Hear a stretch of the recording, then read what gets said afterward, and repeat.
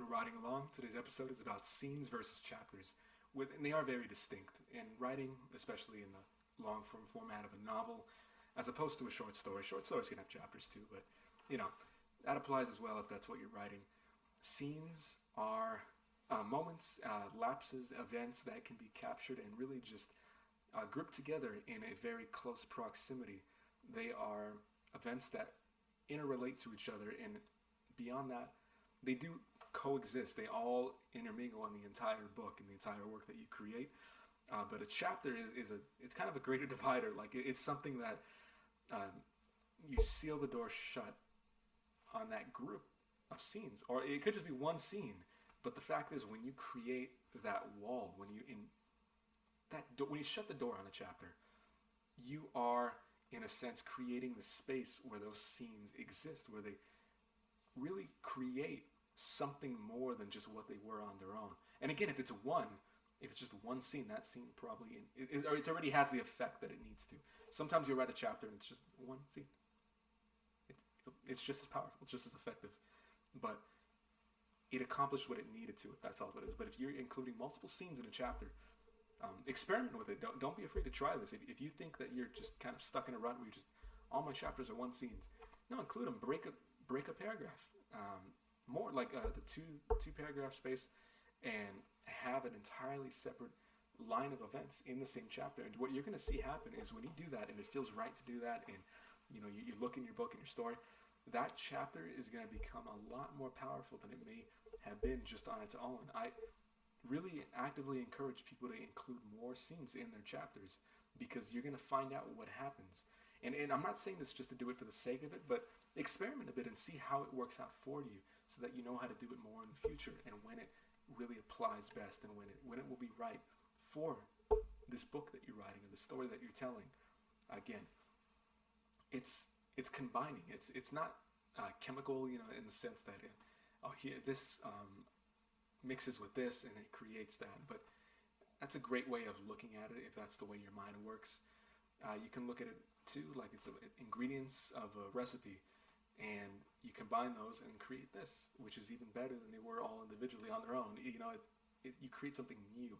And the amazing thing is, it's a compounding effect. With every chapter you have, those chapters combine together and create something in the entire book. Or if you're have parts in your book, they create something for that part. It's like containing something composed of multiple elements allows them to create something even more than you could have just done if it was all this one connected, not divided at all thing. Division does create, not politically, but we can get into that if you want, but what's the point here? There's not. As writers, we are defining our own politics through our writing, there's the politics of writing, you can say, is dividing up your chapters, dividing up your scenes, dividing up your book into parts. And parts is a whole other subject, but again, we can go the opposite way. We don't just have to expand outward. Like, we can go into the words. In your scenes are sentences, and those sentences commingle and create their own effects. And what's in those sentences? Words. Well, in those words are letters, and in those letters are symbols, and then those symbols are. It's almost like life itself, right? You can kind of infinitely divide it. You can go smaller and smaller and smaller and smaller. Blah blah blah. The molecule, atom, Planck length. And these are just what the Western you can call it the imperialistic sciences, the understanding of it right now, what it looks like. In a few hundred years, it's going to look very different how we see the world. But it's always going to be this sense of getting smaller and smaller, or larger and larger. And both teach us a lot. They really do. Like, I want you to really understand that at the fundamental level, because if you can understand it there, you can understand it with writing a lot easier, and a lot of questions you might have might answer themselves when you start doing that.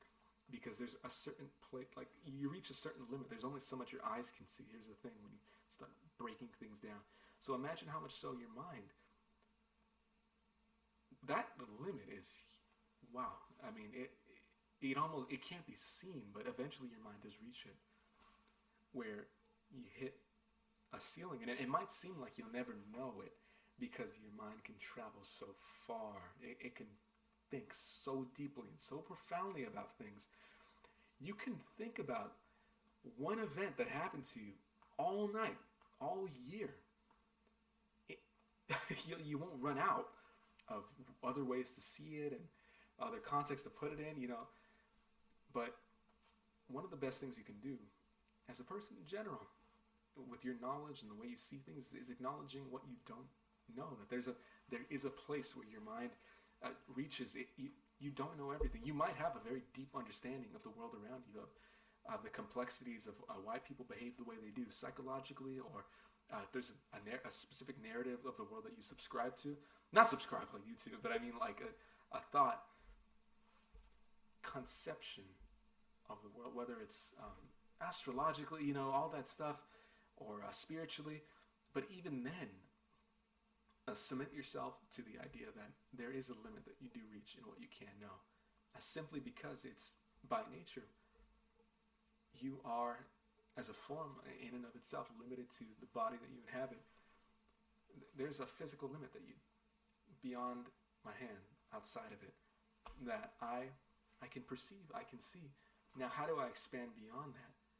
I connect to that which is outside of me, and I embrace it as a part of myself. And in that way, I can really connect to the world beyond just me. And that's how I expand past my limits. If I just acknowledge that, you can tap into certain deeper feelings around you. If someone walks into a room, you might feel a presence, or if there's something you're talking about or discussing, or you're remembering someone, you might actually feel like they're there. And that's not fake. That's not just your mind going crazy, playing tricks on you.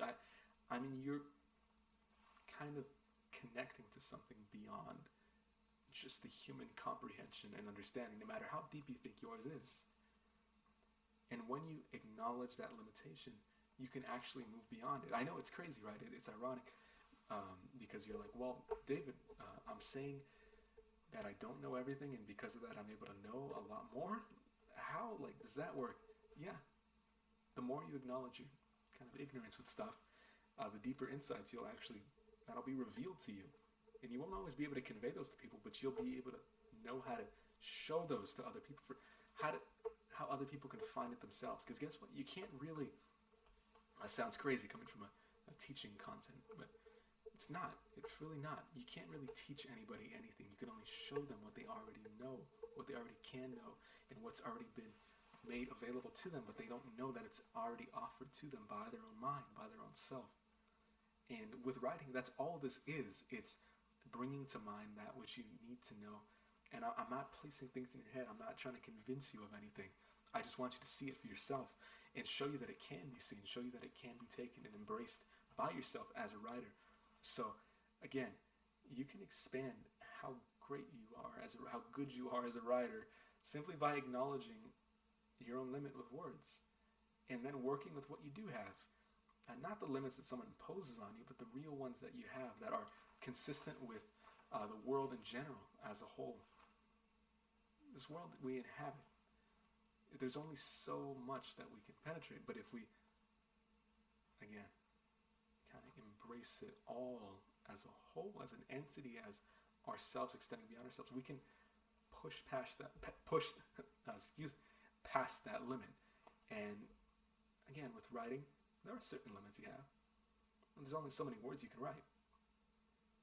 Coming around back to writing, but it's all related to. There are only so many words you know. You might have a huge vocabulary. There are only so many words you know, and so many sentences you can write, sentences, chapters, all that stuff. Books you can write. You don't have all the time in the world. You don't have all the time in this body that you're in right now, this life that you're living. But you have some, and don't get paralyzed the fact that you don't have an infinite life. As this person you are, right here, hello. Don't fear that, embrace it, and you'll see what happens. Much like with your words, you might write one really great book, and in those chapters, you don't have this chapter that never ends. You can say a lot simply by what you do with it, by how you see it before you even write it. That's way more powerful than any other writing advice you can really get just from easy tips to follow, or writing hacks. That doesn't really exist. And if you're doing that, you might be setting yourself up for complications later down the line, because you're not always going to have this kind of pre-made for you concept. There are going to be points as a writer where you are by yourself. And I'm doing the best I can right now to give you the guidance that you need so that when you're in those places, you'll know how to proceed from there. There won't always be someone to turn to. There'll be a day when you don't want to hear from anybody. As a writer, whether you're deep into writing or you're just starting out, there will come a time when you don't want to read a word by anybody else. You do not want to read a book. You don't want to hear someone talk about writing or becoming a better writer. You just don't. You don't even know why. You don't want to hear it. You don't want to consume anything.